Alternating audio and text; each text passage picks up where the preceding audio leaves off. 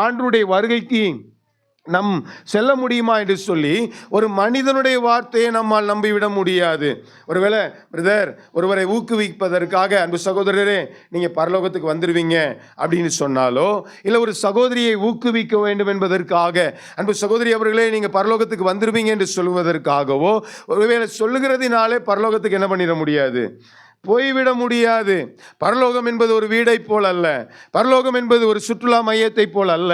பரலோகம் என்பது ஏதோ நாம் செல்கிற ஷாப்பிங்கை போல் அல்ல. யாரு வேணாலும் எப்படி இருந்தாலும், எப்படி வாழ்ந்தாலும், எப்படி நாம் வாழ்க்கையை அமைத்து கொண்டாலும், ஏதோ ஒரு மனிதன் சொல்லுகிறது நிமித்தமாக என்னுடைய செவிகளிலோ என்னுடைய நினைவிலோ நான் தோணுகிற விதமாக நான் பரலோக ராஜ்யத்திற்கு சென்றுவிட முடியும் என்று சொல்லி அது நினைக்கிறது, அது மிகவும் பெரிய தவறாக இருக்கும். ஆமென் சொல்லுங்க பார்க்கலாம். அல்லேலூயா.